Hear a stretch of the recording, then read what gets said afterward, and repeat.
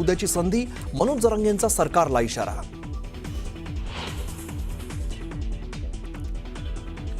सरकारला अजूनही 2 दिवसांचा वेळ देतोय. मराठा समाजाला वेठीस धरू नये तर महाराष्ट्राला अस्थिर करू नका, मनोज जरांगेंचा सरकारला थेट इशारा.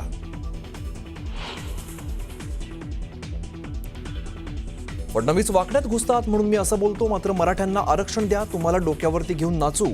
मराठा आंदोलक मनोज जरांगेंचा आरक्षणाच्या मुद्द्यावरती भाष्य.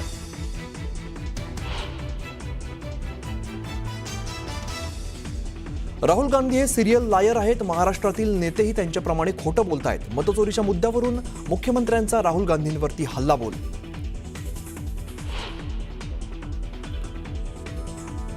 भाजपचे मुंबईचे अध्यक्ष म्हणून अमित साटम यांची नियुक्ती. प्रदेशाध्यक्ष रवींद्र चव्हाणांकडून अमित साटम यांच्या नावाची घोषणा. मुंबई पालिका निवडणुकीपूर्वी भाजपाचा मोठा निर्णय.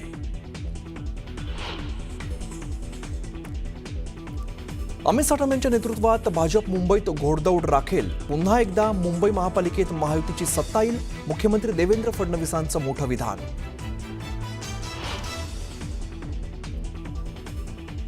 आणि निवडणुकीच्या तोंडावर शेलारांना जावं लागतंय. संजय राऊतांचा शेलारांवरती हल्लाबोल, तर राऊतांनी त्यांच्या महाविकास आघाडीतील गोंधळ बघावा. शेलारांचा राऊतांवरती जोरदार पलटवार.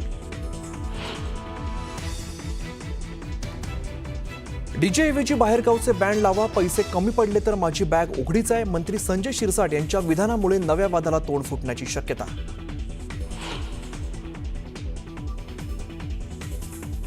कोकणचं मैदान मारणार, हद्दवाढ शक्तीपीठ महामार्ग सुद्धा करणार.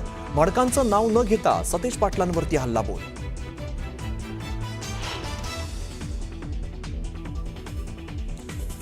पालकमंत्री पदासाठी गणरायाला साकडं घालणार. गणराया पालकमंत्री पदासाठी मार्ग काढेल. मंत्री भरत गोगावलेंकडून विश्वास व्यक्त.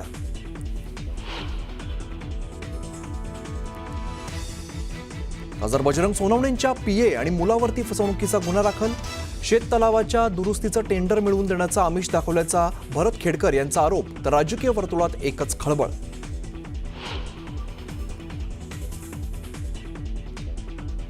नागपूरमधील खड्ड्यांच्या विरोधात काँग्रेस आक्रमक. महानगरपालिकेसमोर खड्ड्यांचं भव्य प्रदर्शन भरवत हटके आंदोलन करत नोंदवला निषेध.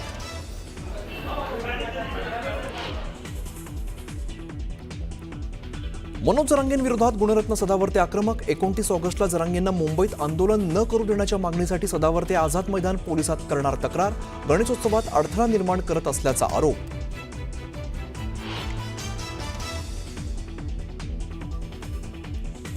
माजी उपराष्ट्रपती जगदीप धनखड यांच्या राजीनाम्यावरून पेटलेल्या वादावरती केंद्रीय गृहमंत्री शहांचं स्पष्टीकरण. धनखड यांनी प्रकृतीच्या कारणास्तव दिला राजीनामा.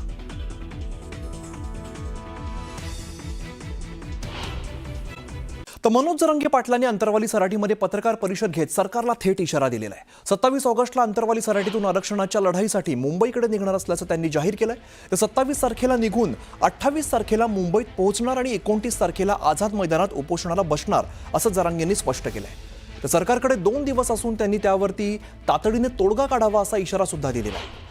मराठा आणि कुणबी एकच हा GR हवाय असं जरांगे पाटलांनी सांगितलंय. तसंच हे आंदोलन शांततेत होणार असून कुणीही हिंसाचार करू नये असं आवाहन जरांगेंनी केलंय.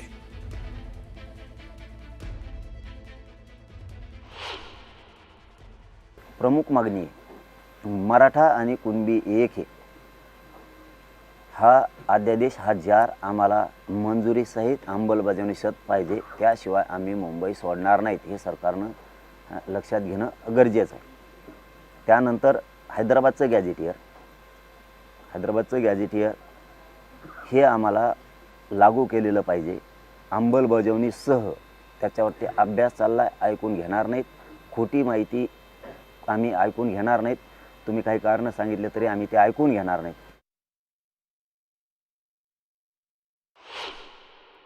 आजच्या या पत्रकार परिषदेच्या माध्यमातून सरकारला आणि विशेष करून देवेंद्र फडणवीस साहेबांना सांगतो की आम्हाला ना कोणात ट्रॅफिक जाम करायला जायचं ना काय जायचं. मुंबईत हजारो रस्ते आहेत. त्यातला एक रस्ता कुठलाही आम्हाला द्या की जेणेकरून आम्हाला आझाद मैदानाला जाता येईल. आमची सरळ आणि स्पष्ट भूमिका आहे. आम्हाला न्यायासाठी जायचं आहे. कुणाला त्रास व्हावा या भूमिकेतून आम्हाला जायचं नाही आहे. सरकारने आडमुठ्या भूमिकेत चालण्याऐवजी देवेंद्र फडणवीस साहेबांनी विषय मराठ्यांचा आधी समजून घ्यावा. काय तुम्ही नाही म्हणलात आम्ही देत, ते आम्ही ऐकून घेत नसतो. कारण आम्हाला पक्का माहीत झालं आहे आमची जमीन आहे ती आम्ही मिळवणार आहेत, आमचं घर आहे आमच्या नावावर मिळवणार आहे. तुम्ही आम्हाला भाड्याचं घर देऊ नका, आमचं हक्काचं घर आहे ते द्या. भाड्याचं घरावाला आम्हाला कधी हुसकून देईन, म्हणजे 10% आरक्षण कधीही जाऊ शकतं. आमचं हक्काचं सोडून तुम्ही ते का देता? आमची जमीन सातबाऱ्या नावाची असून ती जमीन तुम्ही आम्हाला देण्याऐवजी तुम्ही आम्हाला बटाईनी कशामुळे देता? ती बटाईदार 1-2 वर्ष ठेवून हकलून देईन आम्हाला. त्याच्यापेक्षा आमची हक्काची जमीन आहे. कारण आता आंदोलन खूप पुढे गेलं आहे. आता परत आम्ही निघण्याच्या तयारीत आहेत म्हणून शेवटचं सांगतो. आणखीन तुमच्या हातात 2 दिवस आहेत म्हणून सांगतोय. आणि ही प्रेसच्या माध्यमातून, या पत्रकार बांधवांच्या माध्यमातून तुम्ही ऐकावं. तुम्ही महाराष्ट्र आणि महाराष्ट्रातले मराठी वेठीस धरू नये. कारण तुम्ही सरकार आहेत आणि सरकारने राज्य अस्थिर करू नये. ह्यो राज्याच्या प्रमुखाला अधिकार नाही आहे. सरकार जर आडमुठ्याच्या भूमिकेत जाणार असलं तर ही देशासाठी आणि राज्यासाठी लाजिरवाणी गोष्ट आहे. मराठ्याचा असून देत नाहीत म्हणल्याच्या नंतर आडमुठा आता मराठा नाही तर सरकार आहे.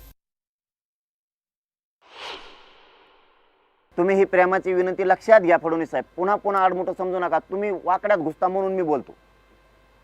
तुम्ही जर समाजाची सभ्य वागायला लागलात, समाजाने मागितलंय जे सत्य ते जर द्यायला लागलात तर ह्यो समाज डोक्यावर घेईन म्हणतोय तुम्हाला. ना शब्द आहे माझा. महंतांच्या समक्ष आज इथं शेकडो महंत बसलेत की यांच्याच हातावरती, यांच्याच ज्ञानावरती, यांच्याच संस्कारावरती आमचं राज्य चालतंय. हाच तो वारकरी संप्रदाय. यांच्या समक्ष शब्द देतो.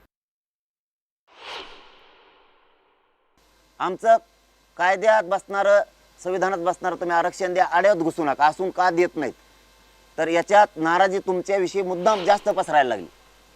कारण तुम्ही असून देत नाहीत याचा अर्थ मराठे आडमुठे नाहीत तर देवेंद्र फडणवीस साहेब मुद्दाम आडमुठे भूमिका घ्यायला लागलेत. त्याचं कारण जोडून सांगतो. परवा 20-21 तारखेला न बसणाऱ्या जाती 29 जाती ओबीसी आरक्षणात फडणवीस साहेबांनी घातल्या. न बसणाऱ्या. मग याला म्हणतात मराठ्याला खुन्नस देणं. आणखी नाही फडणवीस साहेबाला संधीचं सोनं करा उलट तुम्ही. तुम्हाला वाटतं ओबीसी तुमचे तर मराठे तुमचे होतील. आम्हाला काय घेणं पडलंय राजकारणाचं. पण तुम्ही नाही दिलं तर तुम्हाला शेवटचं सांगतो मी सरकार सुद्धा उंचून टाकू शकता. तुम्हाला वाटण काय आहे काय नाही. मी माझ्या समाजाच्या लेकराचं रडणं बघितलंय, वेदना बघितल्यात, माझ्या जातीचे हाल मी बघितले. मी सोडित नसतो. मग मी जर एकदा 10 वाजता 27 ला अंतरवाली सोडली तर मी मंत्र्या फंत्र्याचं कोणाचंच ऐकत नसतो. मग तर मनोज जरांगे पाटलांची दहशतीची आणि असंविधानिक मागणी आहे. लांडगा आला रे आला असं जरांगेंचं आंदोलन आहे असं हाके म्हणतायत. जरांगे पाटलांच्या आंदोलनावरून लक्ष्मण हाके यांनी टीका केली आहे. अशा आंदोलनामुळे एक दिवस भ्रमनिरास होईल. आरक्षणाची लढाई अशी लढली जात नाही असा टोला जरांगेंना लगावलाय. जरांगेंनी पुन्हा एकदा आंदोलनाची हाक दिलेली आहे. ते 29 तारखेला मुंबईला जात आहेत आणि त्यांचं स्पष्ट म्हणणं आहे की आता जोपर्यंत आरक्षण मिळणार नाही तोपर्यंत परत येणार नाही. याकडे तुम्ही कशा अर्थानं बघता? एक आपल्या लोककथामध्ये एक कथा आहे, लांडगा आला रे आला. अशा पद्धतीनं जरांगेचं होईल. लांडगा आला रे आला हा अवयी उठवणार आणि ब्रह्मनिरास होणार आणि एक दिवस खरंच लांडगा येणार. जरांगेचं जे काय आहे ना ते आता महाराष्ट्राला माहिती आहे. त्यामुळं ही बेकायदा मागणी आहे, बेजबाबदारीची मागणी आहे, दहशतीची मागणी आहे, मुख्यमंत्र्याची आयमाय काढून मुंबई वेठीस धरण्याची मागणी आहे, महाराष्ट्रामध्ये अराजक निर्माण करण्याची मागणी आहे, दंगल भडकवण्याची मागणी आहे. मला वाटत नाही आरक्षणाची लढाई अशी लढली जाते. पण तुम्ही थेट आता लांडगा आला रे आला असं म्हणता. कारण या आधीचे जे काही आंदोलन झालं ते शेवटचं आंदोलन असंच सांगतात आणि नंतर परत फिरतात. त्यावरून तुमचा अनुभव आहे? इतिहास बघा ना त्यांना मुळात आरक्षणातलं काय कळतं. जरांगेला GRचा लॉंग फॉर्म सांगता येईल का? GR काय असतो सांगता येईल? त्यामुळं अशा माणसाच्या नादाला लागून महाराष्ट्रातले आमदार, मंत्री, पक्षप्रमुख जर काम करत असतील आणि सत्तेतले, विशेष करून सत्तेतले राष्ट्रवादी काँग्रेस पक्ष, अजितदादा पवार गटाचे आमदार, शरदचंद्रजी पवारांच्या पक्षाचे खासदार सोळंके असतील, ते विजय पंडित असतील, 100 बाय 50चे बॅनर रस्त्यावर गावागावात लावलेले हे आमदार आहेत. एका बाजूला मुख्यमंत्री देवेंद्र फडणवीसांच्या मांडीला मांडी लावून सत्तेमध्ये मलिदा वरपण्याचं केर वरपण्याचं काम अजितदादा पवार करतायत आणि त्यांचेच आमदार इकडं मनोज जरांगेला रसद पुरवत आहेत, पाठिंबा देत आहेत, बॅनर लावून पाठिंबा देत आहेत, जाहीर पाठिंबा देत आहेत. मग हे आंदोलन सुरू झालं, याला जर मोठं स्वरूप आलं तर कुठेतरी सरकारवर प्रेशर येईल. लोकांच्या मनात अस्वस्थता आहे, त्याला कसं वे आउट करायचं, चॅनलाइज करायचं. मी संविधान मानणारा सुशिक्षित वेल एज्युकेटेड माणूस आहे. मी जरांगेसारखा टपोरी माणूस नाही. त्यामुळं आम्ही कायदा सुव्यवस्था डोळ्यासमोर ठेवूनच आम्ही आंदोलन उभं करू. पण भल्या वाड्यांच्या इमारती चिरेबंदी वाडे ढासळल्याशिवाय आम्ही राहणार नाही, एवढंच मी तुम्हाला सांगतो. व्हिडिओ जर्नलिस्ट प्रशांत मोहितेसह उदय तिमांडे, न्यूज 18 नागपूर. पुढे जाऊया. मंत्री संजय शिरसाट नेहमी त्यांच्या वक्तव्यामुळे चर्चेत असताना आता पुन्हा एकदा त्यांनी एक वक्तव्य केलं आणि यामुळे चर्चा सुरू झालेली आहे. डीजेमुळे त्रास होतो, डीजेऐवजी बाहेरगावचे भारी बँड पथक ढोल पथकावरती भर लावा, ऐकायला पाहायला छान वाटतं. पैशांसाठी व्यासपीठावरती नेते आहेत, त्यांनी नाही दिले तर शेवटी मी आहेच, माझी बॅग उघडीच आहे. आपण व्हिडिओची चिंता करत नाही असं पालकमंत्री संजय शिरसाट यांनी स्पष्ट केलं आहे. व्यासपीठावरून केलेल्या या वक्तव्यामुळे सभागृहात एकच हशा पिकला. 40 गावचं बँड मागवा ना, वैजापूरचं उधरचं बँड मागवा. पैसे कमी पडले ते सर्व लोक आहेत. आणि काय नाही जमलं तर मी आहेच, बॅग माझी उघडीच आहे.